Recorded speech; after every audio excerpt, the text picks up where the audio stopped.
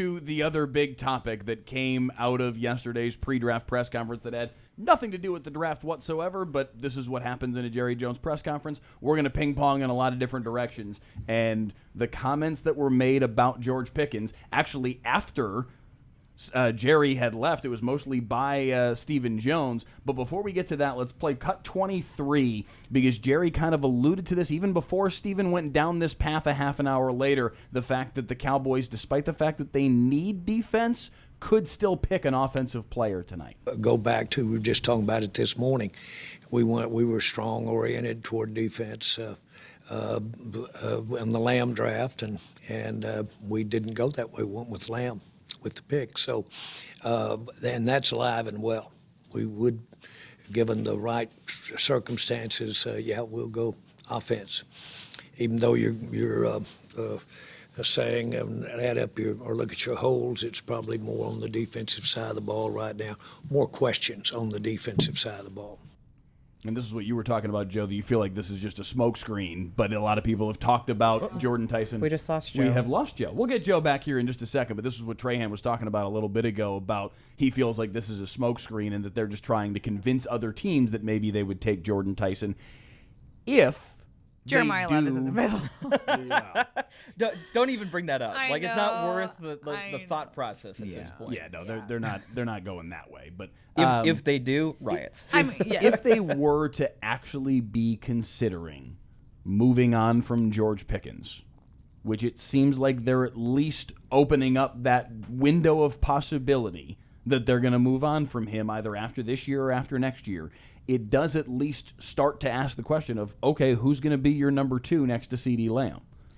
And the fact that Steven said out loud, like the thought that we've all kind of been thinking about, you can't really have 2 of the highest paid receivers in the league when you have the highest paid quarterback in the league, and how Jerry also would like to point out that they now have the highest paid kicker in the league. I think that you raise a really good point when... You can almost hear somebody saying, brother, can you spare a dime? Is that a reference? Was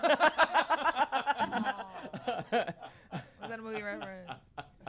Anyway, Welcome back, Joe. Yes, first of all. welcome back to Joe. We were just playing the soundbite that you were talking about earlier. Jerry saying that we need defense, but we did the CeeDee Lamb thing. We might do it again. And you were saying you feel like that's a smokescreen.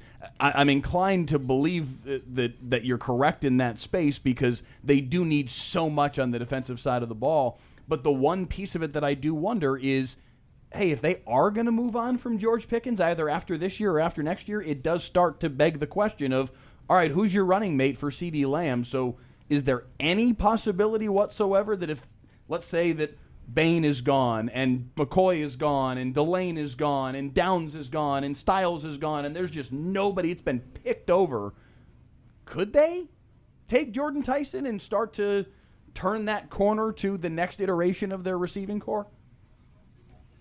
Yeah, I mean, there's always a possibility, Mike, and it's a great point. I do think, though, if all those guys are gone that you mentioned, They've done something I think he wrong. turned off his camera. You all right? I can still hear him. can you guys hear you, me? Joe? Yeah, we got you. This is the Go ahead and audio keep making- portion of go the ahead. Speaking of show. smoke screens. Yeah, we're gonna do a radio show here for a second. Just keep making your point.